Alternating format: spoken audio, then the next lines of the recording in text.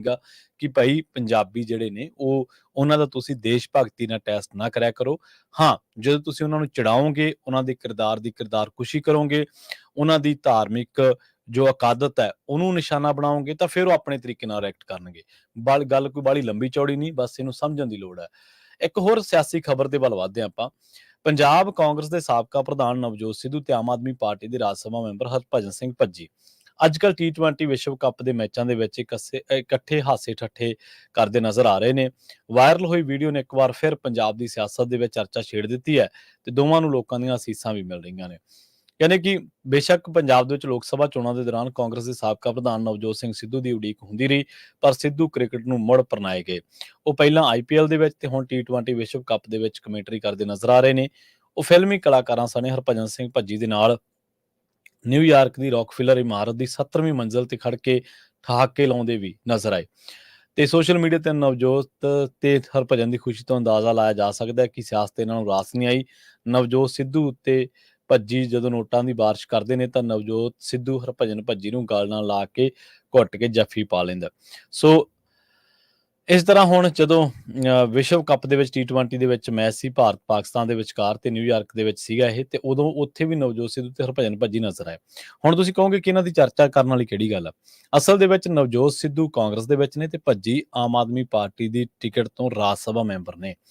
ਨਵਜੋਤ ਸਿੰਘ ਸਿੱਧੂ ਕਾਂਗਰਸ ਦੇ ਵਿੱਚ ਜੋ ਚੱਲ ਰਿਹਾ ਸੀ, ਉਹਨਾਂ ਨੂੰ ਪ੍ਰਧਾਨ ਵੀ ਬਣਾਇਆ ਗਿਆ, ਉਹ ਸਭ ਕਾਸੇ ਨੂੰ ਦਰਕਿਨਾਰ ਕਰਕੇ ਜਦੋਂ ਉਹਨਾਂ ਨੂੰ ਪ੍ਰਧਾਨਗੀ ਤੋਂ ਲਾਇਆ ਗਿਆ ਜਾਂ ਜਦੋਂ ਉਹਨਾਂ ਦੇ ਐਕਸ਼ਨਸ ਦੇ ਉੱਤੇ ਉਂਗਲ ਉੱਠੀ ਤਾਂ ਉਹ ਸਾਰੇ ਕਾਸੇ ਨੂੰ ਛੱਡ ਕੇ ਉਹ ਆ ਗਏ ਵਾਪਸ ਕਮੈਂਟਰੀ ਵੱਲ। ਇਹਦੇ ਪਿੱਛੇ ਇੱਕ ਤਰਕ ਇਹ ਵੀ ਦਿੱਤਾ ਗਿਆ ਕਿ ਉਹ ਫਾਈਨੈਂਸ਼ੀਅਲੀ ਤੌਰ ਤੇ ਉਹਨਾਂ ਨੂੰ ਮਹਿਸੂਸ ਹੋਇਆ ਕਿ ਵਾਪਸ ਪੁਰਾਣੀ ਜਿਹੜੀ ਲਾਈਨ ਆ ਉਹ ਫੜੀ ਜਾਵੇ। ਮੈਂ ਨਵਜੋਤ ਸਿੰਘ ਸਿੱਧੂ ਦੀ ਸਿਆਸਤ ਦੇ ਨਾਲ ਆਪਾਂ ਸਹਿਮਤ ਹੋਈਏ ਨਾ ਹੋਈਏ, ਪਰ ਇਸ ਗੱਲ ਦੇ ਨਾਲ ਸਹਿਮਤ ਜ਼ਰੂਰ ਹਾਂ ਕਿ ਕੋਈ ਬੰਦਾ, ਕੋਈ ਚਾਹੇ ਉਹ ਸਾਬਕਾ ਰਾਜ ਸਭਾ ਮੈਂਬਰ ਹੈ, ਚਾਹੇ ਉਹ ਕੁਛ ਵੀ ਹੈ, ਮਾਈਨਿੰਗ ਕਰਨ ਦੀ ਬਜਾਏ, ਚਿੱਟਾ ਵੇਚਣ ਦੀ ਬਜਾਏ ਤੇ ਕੋਈ ਹੋਰ ਹਫ਼ਤੇ ਵਸੂਲੀਆਂ ਕਰਨ ਦੀ ਬਜਾਏ ਜੇਕਰ ਉਹ ਆਪਣੇ ਕਰੀਅਰ, ਆਪਣੇ ਪ੍ਰੋਫੈਸ਼ਨ ਨੂੰ ਤਰਜੀਹ ਦਿੰਦਾ ਤਾਂ ਸਾਡੇ ਲਈ ਕੋਈ ਅਸੀਂ ਇਹਦੇ ਤੇ ਇਤਰਾਜ਼ ਨਹੀਂ ਕਰ ਸਕਦੇ। ਹੰਸਰਾਜ ਹੰਸ ਹੈ, ਭਾਜਪਾ ਦੀ ਟਿਕਟ ਤੇ ਲੜਿਆ, ਸਾਨੂੰ ਕੋਈ ਇਤਰਾਜ਼ ਨਹੀਂ, ਲੜੀ ਜਾਵੇ, ਇੱਕ ਵਾਰੀ ਛੱਡ ਕੇ 100 ਵਾਰੀ ਲੜੀ ਜਾਵੇ। ਦਿੱਲੀ ਦੇ ਵਿੱਚ MP ਵੀ ਰਹਿ ਗਿਆ, ਪਰ ਇਤਰਾਜ਼ ਕਿੱਥੇ ਆ? ਇਤਰਾਜ਼ ਉੱਥੇ ਆ ਜਦੋਂ ਕਹਿੰਦਾ ਮੈਂ 2 ਤਰੀਕ ਤੋਂ ਬਾਅਦ ਦੇਖੂੰਗਾ। ਇਤਰਾਜ਼ ਉੱਥੇ ਆ ਜਦੋਂ ਉਹ ਗਰੀਬ ਕਿਸਾਨਾਂ, ਮਜ਼ਦੂਰਾਂ ਨੂੰ ਪੁਲਿਸ ਫੋਰਸ ਤੋਂ ਧੱਕੇ ਮਰਵਾਉਂਦਾ, ਜਦੋਂ ਉਹ ਹੈਂਕੜ ਦੇ ਨਾਲ, ਜਦੋਂ ਉਹ ਆਕੜ ਦੇ ਨਾਲ ਲੋਕਾਂ ਦੇ ਵਿੱਚ ਵਿਚਰਦਾ ਤੇ ਲੋਕਾਂ ਨੂੰ ਸ਼ਰੇਆਮ ਧਮਕੀ ਦਿੰਦਾ। ਇਹ ਧਮਕੀ ਅਸੀਂ ਬਰਦਾਸ਼ਤ ਨਹੀਂ ਕਰਦੇ। ਤੁਸੀਂ ਲੜੋ, ਕਿਸੇ ਮਰਜ਼ੀ ਪਾਰਟੀ ਤੋਂ ਲੜੋ, ਤੁਸੀਂ ਆਮ ਆਦਮੀ ਪਾਰਟੀ ਤੋਂ ਲੜੋ, ਤੁਸੀਂ ਭਾਜਪਾ ਤੋਂ ਲੜੋ, ਤੁਸੀਂ ਕਾਂਗਰਸ ਤੋਂ ਲੜੋ, ਸਾਨੂੰ ਕੀ ਲੈਣਾ ਦੇਣਾ?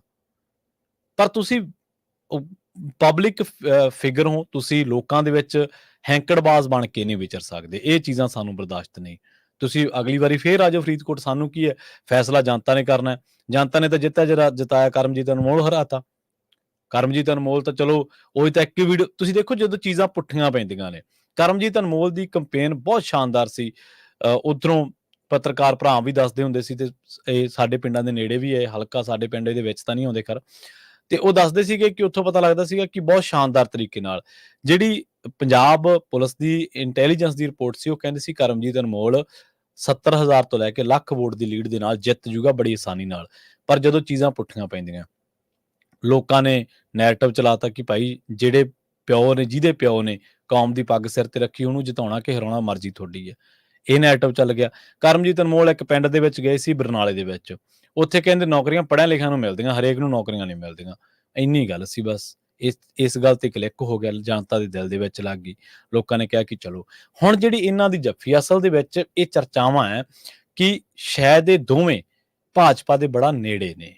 ਭਾਜਪਾ ਦੇ ਨੇੜੇ ਮੈਂ ਇਸ ਕਰਕੇ ਕਹਿ ਰਿਹਾ ਕਿਉਂਕਿ ਅਰਵਿੰਦ ਕੇਜਰੀਵਾਲ ਨੂੰ ਜੇਲ੍ਹ ਦੇ ਵਿੱਚ ਠੋਕਿਆ ਇਹਨਾਂ ਨੇ, ਕੋਈ ਹਰਭਜਨ ਸਿੰਘ ਨੇ ਕੋਈ ਰਿਐਕਟ ਨਹੀਂ ਕੀਤਾ, ਤੇ ਨਾ ਹੀ 6 ਹੋਰਾਂ ਨੇ, 7 ਨੇ ਪੰਜਾਬ ਦੇ ਵਿੱਚੋਂ ਰਾਜ ਸਭਾ ਮੈਂਬਰ। ਕਾਂਗਰਸ ਦੇ ਵਿੱਚ ਇੰਨਾ ਕੁਛ ਹੋ ਗਿਆ, ਨਵਜੋਤ ਸਿੰਘ ਸਿੱਧੂ ਪੂਰੀ ਤਰ੍ਹਾਂ ਦੇ ਨਾਲ ਉੱਥੋਂ ਪਾਸਾ ਵੱਟੀ ਬੈਠੇ ਨੇ, ਤੇ ਪਿਛਲੇ ਕੁਛ ਜਿਹੜੇ ਇਹਨਾਂ ਨੇ ਭਾਸ਼ਣ ਦਿੱਤੇ ਸੀ ਉਹਨਾਂ ਦੇ ਵਿੱਚ ਭਾਜਪਾ ਪ੍ਰਤੀ ਨਰਮ ਸੁਰ ਸੀਗੀ। ਹੁਣ ਕਿਆਸਰਾਈਆਂ ਇਹ ਨੇ ਕਿ ਦੋਨੇ ਜਾਣੇ ਸ਼ਾਇਦ, ਜਿਵੇਂ ਮੋਦੀ ਨੂੰ ਚੰਗਾ ਮੰਨਦੇ ਨੇ, ਨਵਜੋਤ ਸਿੰਘ ਸਿੱਧੂ ਵੀ ਕਈ ਮੌਕਿਆਂ ਤੇ ਤਾਰੀਫ ਕਰ ਚੁੱਕੇ ਨੇ ਕਿ ਸ਼ਾਇਦ ਹੁਣ ਦੋਨਾਂ ਦੀਆਂ ਜਿਹੜੀਆਂ ਗੱਲਾਂ ਬਾਤਾਂ ਨੇ ਉਹ ਭਾਜਪਾ ਦੇ ਨੇੜੇ ਹੋਣਗੀਆਂ ਤੇ ਦੋਨੇ ਹੀ ਆਪਣੀਆਂ ਪਾਰਟੀਆਂ ਤੋਂ ਦੁਖੀ ਨੇ। ਪਰ ਅਸੀਂ ਸਾਡਾ ਤਾਂ ਕਹਿਣਾ ਇਹ ਹੈ ਕਿ ਜਦੋਂ ਜਿਹੜਾ ਵੀ ਜੀਅ ਹੈ ਜਿਸੇ ਮਰਜ਼ੀ ਪਾਰਟੀ 'ਚ ਜਾਵੇ, ਪਰ ਗੱਲ ਪੰਜਾਬ ਦੀ ਕਰੇ, ਪੰਜਾਬੀਅਤ ਦੀ ਕਰੇ, ਲੋਕਾਂ ਦੇ ਹਾਲ ਦੀ ਕਰੇ। ਦੂਜਿਆਂ ਨੂੰ ਭੰਡਣਾ ਲੱਖ ਵਾਰੀ ਭੰਡੀ ਜਾਵੇ, ਸਾਨੂੰ ਕੋਈ ਇਤਰਾਜ਼ ਨਹੀਂ। ਸੁਖਪਾਲ ਖਹਿਰੇ ਨੂੰ ਜੋ ਮਰਜ਼ੀ ਕਹੀ ਚਲੋ, ਭਗਵੰਤ ਮਾਨ ਨੂੰ ਜੋ ਮਰਜ਼ੀ ਕਹੀ ਚਲੋ, ਅਰਵਿੰਦ ਕੇਜਰੀਵਾਲ ਨੂੰ, ਅਮਿਤ ਸ਼ਾਹ ਨੂੰ, ਰਾਹੁਲ ਗਾਂਧੀ, ਨਰਿੰਦਰ ਮੋਦੀ, ਕੈਪਟਨ ਅਮਰਿੰਦਰ ਸਿੰਘ, ਸੁਖਬੀਰ ਬਾਦਲ, ਜਿਹਨੂੰ ਮਰਜ਼ੀ ਕਹੀ ਚਲੋ, ਪਰ ਗੱਲ ਪੰਜਾਬ ਦੀ ਕਰੋ, ਪੰਜਾਬੀਅਤ ਦੀ ਕਰੋ, ਸਾਡੇ ਮੂਹਰੇ ਖੜੇ ਸੰਕਟਾਂ ਦੀ ਕਰੋ। ਸਾਡੇ ਤੇ ਜਿਹੜੇ ਲੋਕ ਦੂਸ਼ਣਬਾਜ਼ੀ ਕਰਦੇ ਆ, ਸਾਨੂੰ ਵੱਖ-ਵੱਖ ਤਰੀਕਿਆਂ ਨਾਲ ਭੰਡਦੇ ਆ, ਸਾਡੀ ਕਿਰਦਾਰਕੁਸ਼ੀ ਕਰਦੇ ਆ, ਵਾਹ ਲੱਗਦੀ ਹੈ, ਤੇ ਉਹਨਾਂ ਨੂੰ ਵੀ ਮਾੜਾ ਮੋਟਾ ਨਸੀਹਤਾਂ ਦੇ ਦਿਆ ਕਰੋ। ਬਹੁਤ ਬਹੁਤ ਧੰਨਵਾਦ। ਜਲਦ ਮਿਲਦੇ ਹਾਂ ਪੰਜਾਬੀ ਰੇਡੀਓ ਐਸੇ ਦੀ ਅਗਲੀ ਪੇਸ਼ਕਸ਼ ਪ੍ਰੋਗਰਾਮ ਅਪਡੇਟ ਅਮਰੀਕਾ ਪ੍ਰੋਗਰਾਮ ਦੇ ਵਿੱਚ ਅੱਜ ਵਾਰੀ ਹੈ ਟਰੱਕਿੰਗ ਸੈਗਮੈਂਟ ਦੀ।